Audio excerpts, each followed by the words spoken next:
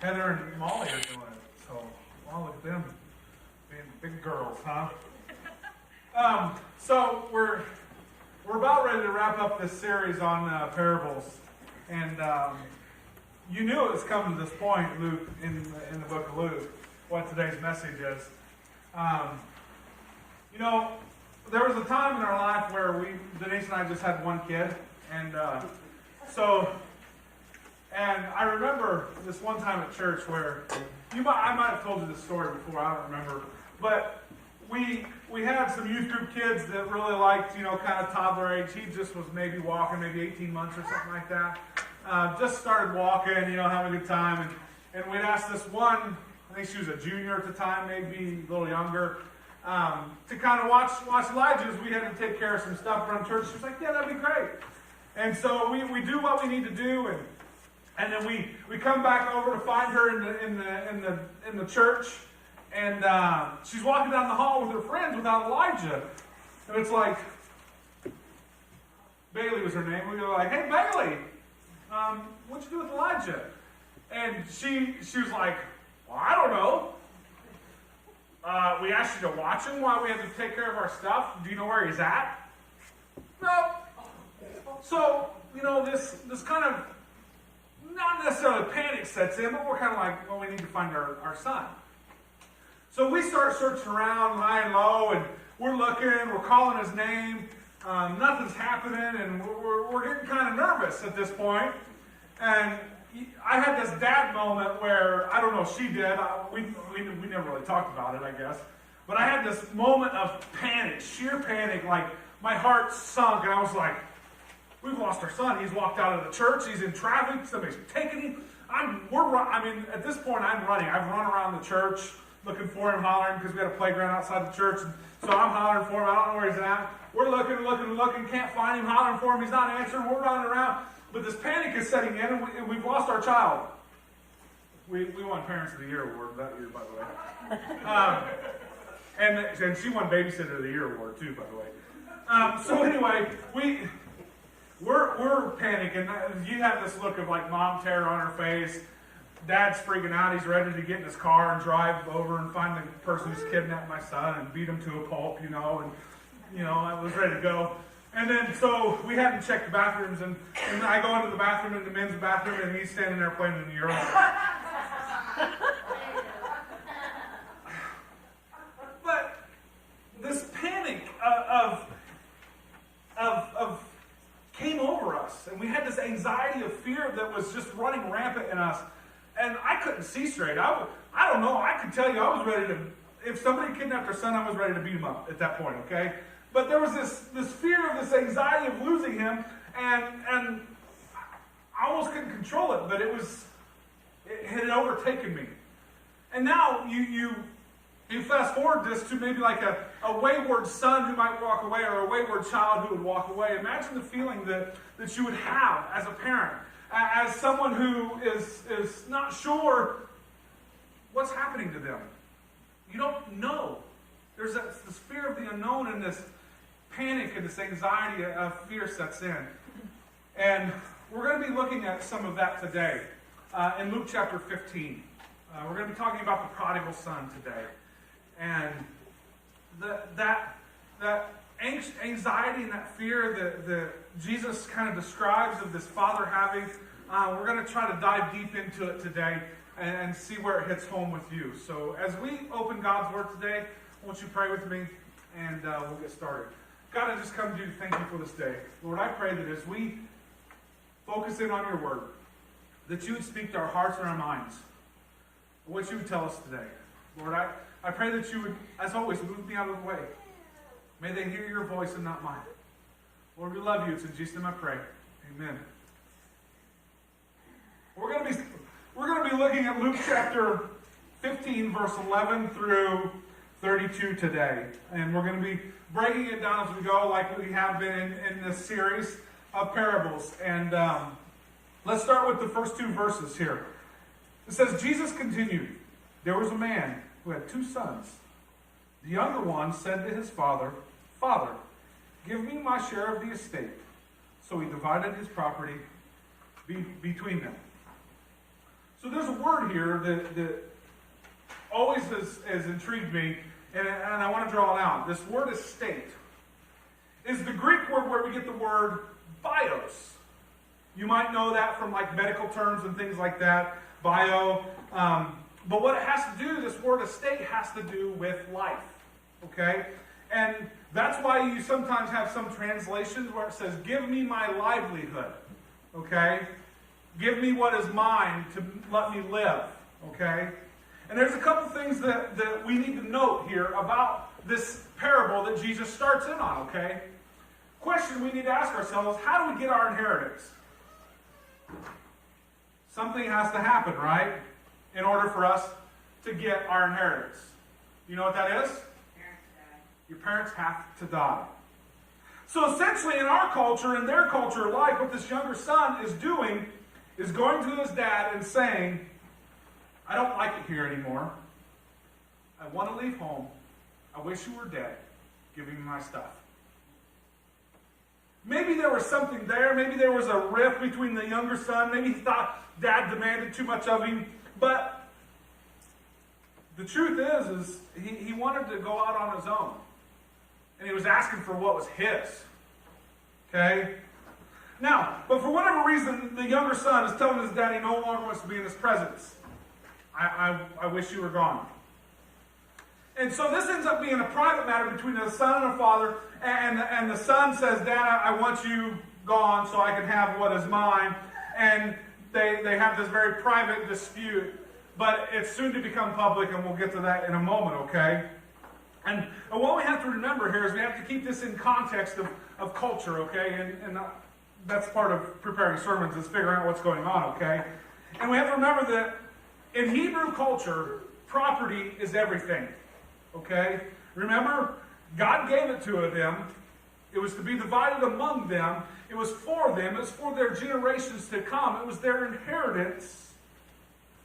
But God gave it to them, okay? And what does the Father do here? The Father takes the property and divides it and gives it to him. See, the first thing to know here is that this would never happen even in Jesus' day, let alone our day, right? Think about it. If your young son comes to you, if you have children, if one of your young children comes to you and say, Dad, I wish you were dead, give me what's mine. Don't let the door hit you on the way out, right? That would be, our response would be very similar to that. And it would be similar to what the Hebrew culture would have been. The dad would have said, no. There's the door. But what would happen is there would cause this rift. There would be this extent of this rift that they would no longer talk to each other, probably, even in our day, okay? And they would no longer have that relationship of father-son. It would be very clouded and very difficult to tread, okay? So one of the things, as he has this property, that he has to figure out what to do, this dad has divided his property and given it to him, okay? So he's got some sort of document or some sort of thing that says this land is his, okay? But after what's happened, he has to be able to turn this into money. And after what has happened, it's going to be very difficult to turn this into money. And we'll talk about that in a moment. But what you have to understand is the land was everything. The son could not then go to the land, build a house, work it, and work the crops and things like that, and take everything and go sell it in his community. Okay, he couldn't do that. See, because what would essentially happen in Hebrew culture is he would be a disgrace, a shame on not only on his family, but if you did business with him, it would be a disgrace to your family as well. Okay? So no one would sell him anything. No one would work with him. No one would work for him. No one would buy from him. Okay? That's culturally how it would work. So where exactly then does he go to sell it? Because if you know the story, he ends up living a pretty good life for a little while, okay? And we got to look at a little bit further as we go, okay? And skip down to verse 14. We'll talk a little bit about verse 13 here in a minute. So he sold this land, And he goes off, and it says, after he'd spent everything, there was a severe famine in that whole country. And we're trying to figure out what country that is, too, by the way. Who sent him, and he began to be in need. That's where we're at. He went to another country, and is it another part of Israel? Is it somewhere else in the region? We don't quite know.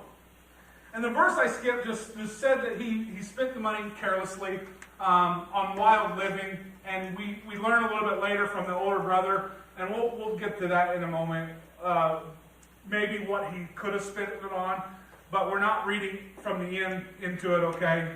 We just know that he spent it on wild living, and that word wildly is actually lavish, like he didn't care what he spent the money on, okay? And so he's spending this money like it's burning a hole in his pocket. He doesn't care what he spends it on. If he sees a bag of candy, he wants a bag of candy. If he sees a boat, he wants a boat. If he sees the latest fishing gear, he goes out and buys the latest fishing gear. He doesn't care what he spends it on, okay? And so he's living recklessly and carelessly. And then something happens in the land. He's a rich man. But then a famine hits. And he finds himself in need. The famine hits and everything changes. You see, part of me, when I read into this and when I study it, a part of me says that maybe God is forcing the issue. Maybe God sometimes forces the issue in our lives to bring us back home. You see, a famine is something that we can't control, can we? You can't control a theft, can you? You can't control cancer. You can't control the weather. You can't control the sickness. You can't control the death. But sometimes God allows things to happen to us in order for us to find focus. And at some point, life is going to happen if it hasn't already. You see, before I had children, it was about Denise and I mostly. But you start having children, you start changing your focus. And our first two kids were really healthy, and I've shared with you before about this, that life was great. It was good. I felt like God was blessing us. We have Caleb. Okay, he was not quite planned, but that's okay. And then, like 9 months into it, he comes down with a very deadly disease. Well, not disease, it was a virus, right? A very deadly virus that we were rocked. We had nowhere to turn but to God. We had no control over it. And maybe looking back, hindsight's 20/20, maybe God was speaking into our lives. I don't know what the answer is, folks. I really don't. But sometimes my point is life is going to happen. And if we believe that God is in control of it all, then God allows these things to happen as a result of maybe trying to realign our focus. You see, some people sometimes use this excuse is to kind of question God's authority and say, God, what are you doing? I could use your help a little bit more. Maybe some people, you've seen some people say, see, God is just proof you don't care about me. You've never cared about me at all. Or maybe this one is the very hard one that we kind of take perspective and we take a big deep breath and we go, maybe God is bringing about the right situations to reveal His goodness for us. Maybe He's bringing about these situations to reveal who He is to us. So for whatever reason, back to the story, this young man spends a lot of money, runs out of it, experiences a famine, and he becomes desperate. He becomes in need. And we pick up here the story in verse 15. It says this. So he went and he hired himself out to a citizen of that country who sent him to his fields, here it is, to feed pigs. We know where the country's at now. We don't know what country it is, but we know where the country's at. He longed to fill his stomach with the pods that the pigs were eating, but no one gave him anything. I don't know if you know anything about the kosher diet or ever read anything about the kosher diet, but bacon is not on the menu. I don't know if you know that. No pork chops, no slow-cooked pork butt in the smokers, nothing like that. Does not allow for that, okay? But we do know that the country is not in Israel. Jesus does not explain to us what country, but it is a foreign country. The son who shamed his family, shamed his dad, shamed his community, has went to a foreign country with the land that his dad gave him and sold it to Gentiles. If you know anything about the Israelite history, which I've kind of explained before, they were pretty anti-Gentile, okay? And the son who disgraced his dad, his family, his community, the land that God gave them, and sold it to foreigners. This is a big deal, okay? Very big deal. He's wandered so far from home, okay, that he's sacrificed everything he believes, okay? And Jesus wants us to know that if he's working for pigs and he's longing to fill his belly with the pods that the pigs eat, Jesus is trying to get the point across. This is as bad as it gets, okay? The bottom is where this guy is at, this kid is at. You see, a Jewish person would never even think about eating pig. A Jewish person would not even think about even coming close to the pig slop. Okay? All this kid wanted to do was eat. All this guy wanted to do was eat. But he wandered so far from the promise, he thought there was nothing else for him. If this is what rock bottom looks like for this guy. Okay? But then something amazing happens. Jesus continues the story and something amazing happens. Let's look at it. Verse 17 through 19. Start at verse 17 right there. When he came to his senses, he said, how many of my father's hired men have food to spare? And here I am starving to death. I will set out. I will go back to my father and say to him, Father, I have sinned against heaven and against you. I am no longer worthy to be called your son. Make me like one of your hired men. So he got up and went to his father. I read a little bit further. My bad. We'll get to that in a minute. So it starts out, Jesus says when he became aware, when he came to his senses, that a light bulb moment, okay? He decided that he would make a plan for himself. That he would change his plan. And you know the story. He gets up, he makes a plan, he rehearses the speech, he sets out. You know, I've sinned against heaven, against you. We don't know how long the journey took, okay?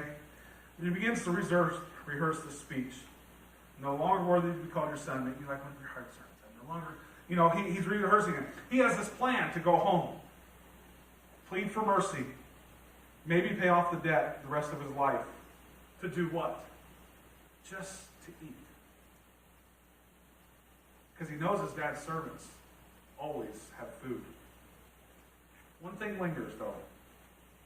Culturally, in the back of his mind, he can't return home without paying that debt first. So he can't come home and pay the debt.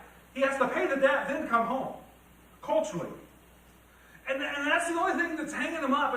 And he thinks to himself, he comes to his senses, and he thinks, maybe if I just plead for mercy, and I'll be in my Father's good graces. Maybe.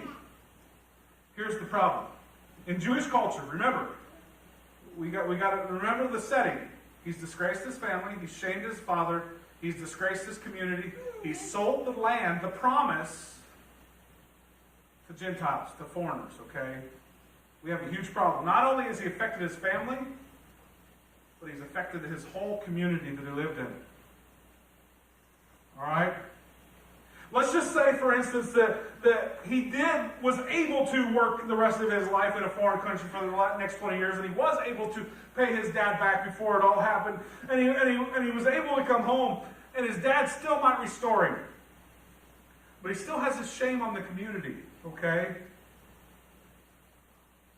And they had this thing back then called the Kazazah ceremony. I've never heard of it before I started researching this, okay? The Kazazah ceremony is something that existed in that day. If a son would run off and do something of this nature, of all these kinds of wrongs, then try to come home, the community had a right to meet him at the entrance of the village and cut him off. Okay? The community had the right to come in and say, you are no longer a part of these people, you're cut off. And they had to go through this thing. They had to smash this pot in front of him and make it a very public display thing. And they would enact this kazazah ceremony. And the community would then totally reject him. They would scream, "You are now cut off from your people." Okay? And the young son knew this. Not only does he not have the money to pay his father back, but the fear of being rejected by his own people is weighing heavily on him. And the only thing he can do is beg and plead for mercy. But he knows it probably won't work. But it's better than what he faces at that point.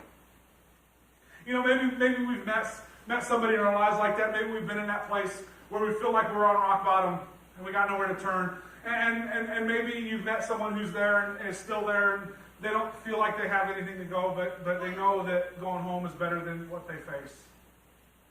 That's where this guy's at. That's what he's facing. Let's continue what Jesus says here in verse 20. So he got up, went to his father. But while he was still a long way off, his father saw him. He was filled with compassion for him. He ran to his son, threw his arms around him, and kissed him. Some things are happening here. Jesus tells the story as if the father is doing what?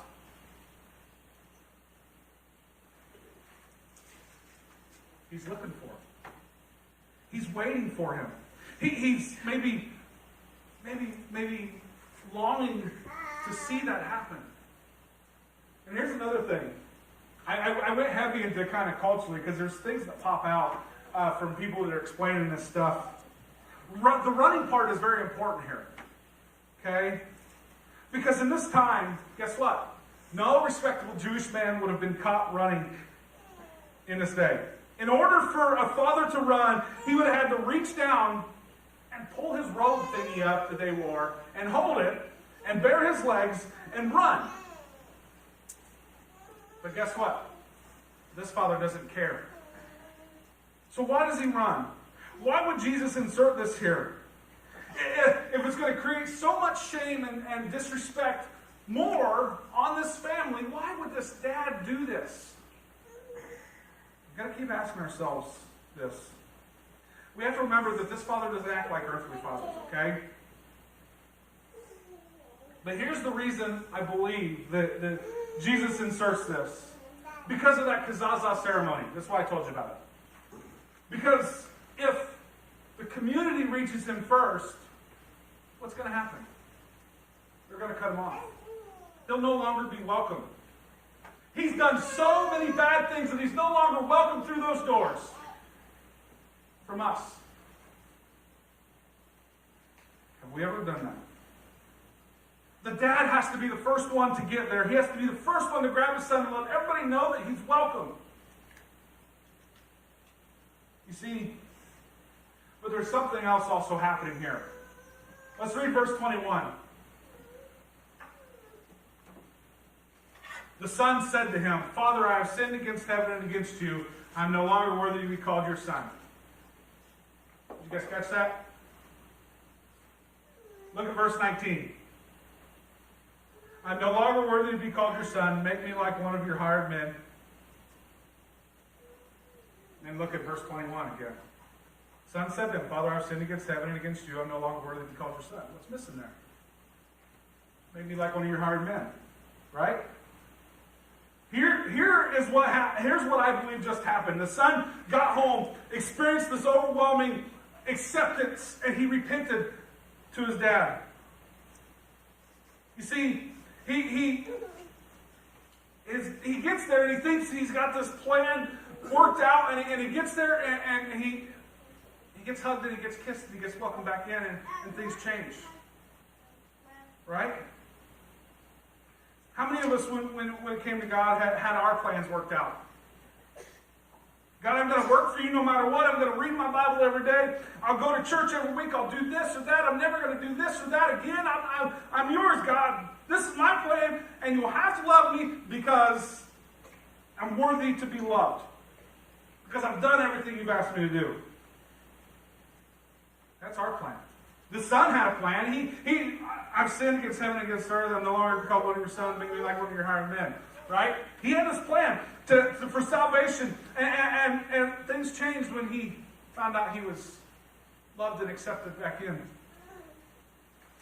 What we have to understand about this is maybe you're struggling with Jesus. Maybe you're struggling with your faith and you don't know if you can come home. You don't know if it's safe or if you're going to be shamed. You don't know these things. What you need to know right now is that you've got to drop your own plan and receive His. That's what has to happen. Please don't think that God's plan is cheap by any means. That you can say, it doesn't matter what I do, God will always love me. Yes, there's truth in that, and I believe if we think that, we're missing the point here. And how do we know this? Let's read on. Jesus finishes this off here. In verse 22, it said, but the father said to his servants, quick, bring the best robe and put it on him. Put a ring on his fingers and sandals on his feet. First of all, something we need to know is servants don't wear shoes. Okay? Or, I said that wrong. First of all, sons don't wear shoes. I got that all wrong. Servants don't wear shoes. Sons do. Got that? Culturally, that's how it went, okay? By the father putting sandals on his feet, what he's saying is this: that no son of mine is going to be a servant. Okay? He says, you were this wayward son who was lost, and now I'm going to change your identity back to a son. That's very important.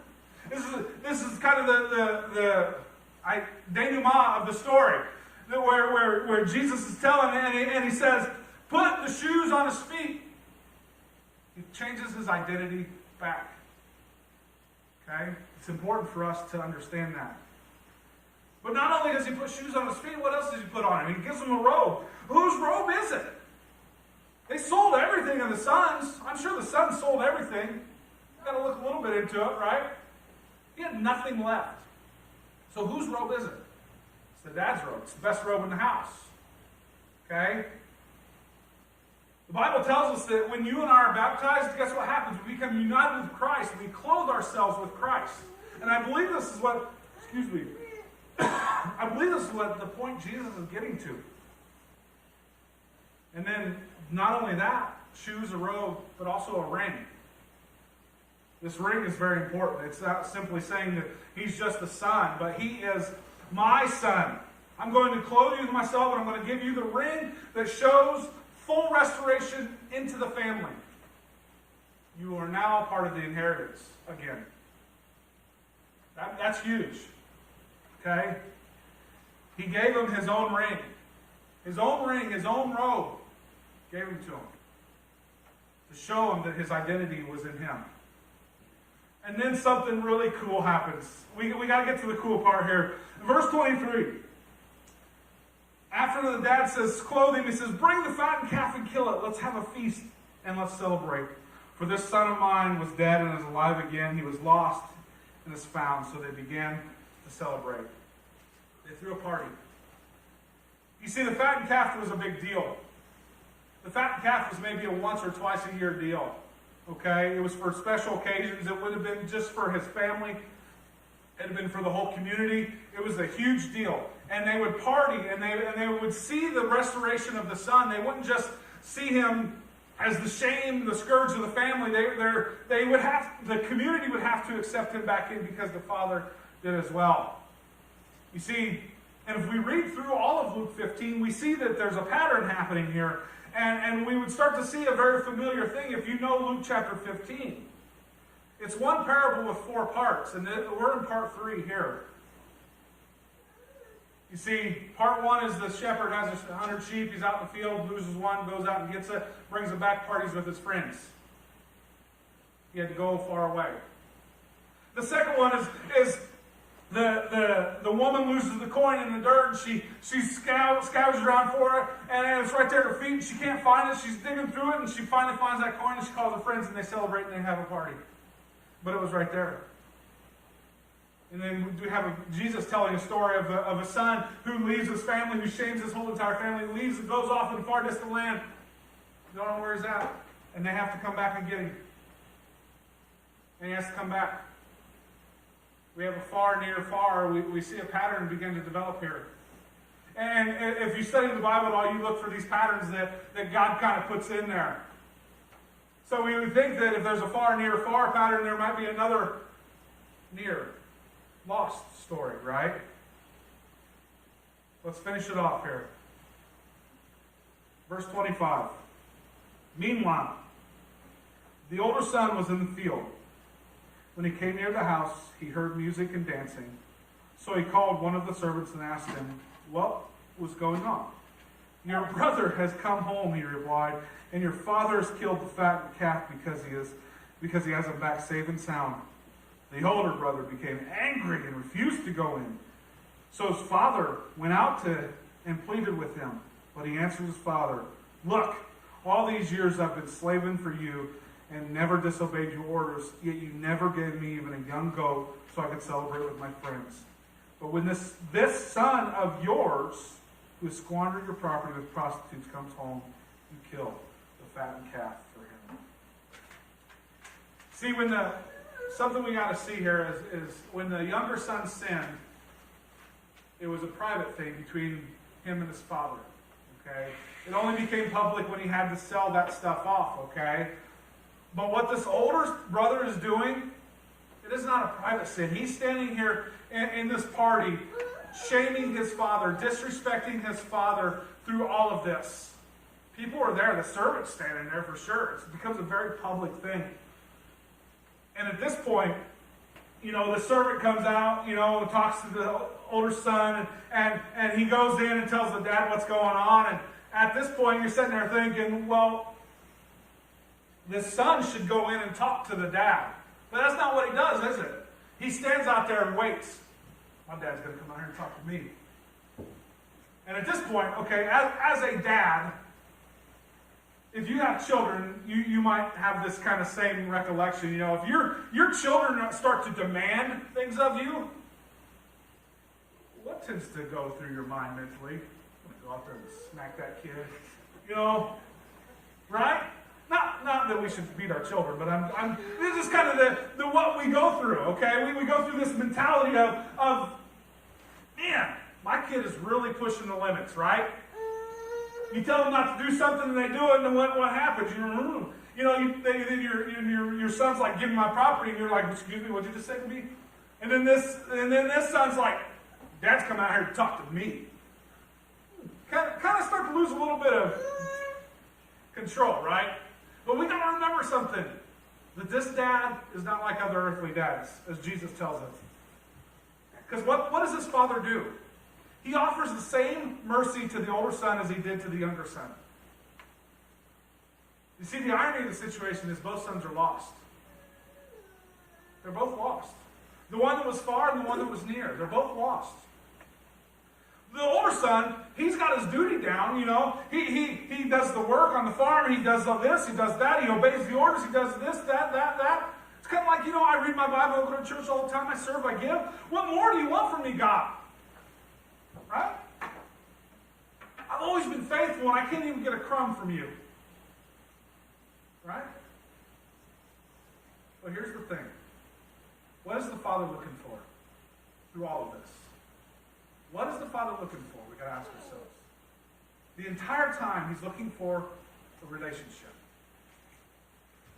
You see, and we can't put price tags on relationships. We can't say it's going to cost you this much. It's going to cost me this much. The younger son thought he could buy his way back. The older son thought, you owe it to me. Excuse me. He thought, just because I've been here the whole time, you owe it to me.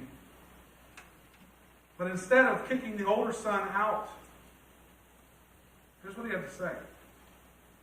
The part, before we read that, I want to insert a little side note here. The part where the son, where Jesus tells it from the point of the son, he says, that son of yours. He doesn't even acknowledge him as his brother. This is kind of an important key element that Jesus puts in. Because is that the way we look at people outside the church? Is that the way we look at people who've gone away? Is that the way we look at someone, that person that you accepted, Jesus, not mine, right? But let's look at how the Father responds. Verse 31 and 32. My son, the Father said, you are always with me, and everything I have is yours. But we had to celebrate and be glad because this brother of yours was dead. That's how he changes it back. And is alive again. He is lost, and he was found. You see, there isn't something that this older son could do. There isn't something this duty that he has. The Father offers the same mercy to him. And the key verse through all of this, I believe, is verse 33. And you're going to sit there and go, are you nuts? There is no verse 33. Jesus ends this parable with no conclusion. We're sitting here going, what happened? Did the younger son screw up again? Did the older brother make amends? What's going on? Did he go in? Did he come to his senses? But what these both brothers have missed is the relationship with the Father. One ran away, but one resented the Father. They both were lost. And it's funny that the Father says that we have to do this. Your brother was lost, and he's found. He's returned home, and we got a party. What does the older son do? Does he repent? Does he go celebrate? Does he go into the party? So I think this is where Jesus hangs the story on us, on his listeners. He's telling the story to. He hangs it on us. Because we got to think that when the younger brother comes home, what will he find when he walks through the doors of First Christian Church? Will he find older brothers standing there going, yeah, I know what you do. Right? Will we stick a finger in their face and say, what are you doing here? You don't belong here. Who do you think you are? The Father will never love you. Maybe they could be met with a sarcastic approach. About time you showed up. Where you been? I've been here for 2 months now, and you've only showed up one time. I know sometimes we think that it's we're trying to break through to them, but sometimes that hurts them. When someone hasn't been here in a while, and we think to ourselves, well, I wonder what they've been doing. Sometimes that hurts them. But it doesn't. But what we got to understand is the older brother didn't meet him at the gate. Thankfully, Jesus tells the story that way. The Father met him. And that's what we've got to understand is the Father met him with open arms, hugs and kisses, and welcomed him back in. And he was willing to shame himself to restore the son. I hope you're beginning to see the parallels by the end of this sermon. That Jesus went to the cross, he was willing to shame himself for us. To restore his children back to him. But the question remains for us where Jesus leaves it. Will the older brother celebrate what the Father loves? Pray with me. God, I just come to you to thank you for this day. And Lord, I pray that as we begin to think where we fit into this parable, whether we're the younger son, the older son, or the loving Father, I pray that we here at First Christian Church would begin to lean more towards the loving Father. That when younger sons come home, that when older brothers are resentful, that we would be here to love them and welcome them into the party. Lord, it's not easy sometimes because we sometimes feel like the older brother. I've done this, I've done that, I've done that. Lord, help me to be more of a servant. Help me to act more like you. Lord, I want to be the son that meets him at the gate and welcomes him back in. Father, I pray for our congregation as we move forward, as we look to inviting those that we know are wayward, that are lost, that we would invite them in with loving arms. Lord, help us to be more like you. In Jesus' name I pray. Amen. As we close today, think about that this week. Think about how God received both sons back in, whether they were far or whether they were near. God welcomed them back in, no matter what they'd done. And as we stand and as we sing today, if you want to talk about your relationship with Jesus, or you want to talk about a new relationship with Jesus, come talk to me. My door's always open. I'm here today. And if you need to ever talk to me, get a hold of me, please. But if you want to talk about your relationship with Jesus, first and foremost, I'm available to talk. Stand with us and let's sing. If you have a decision to make this morning, please come forward and do so.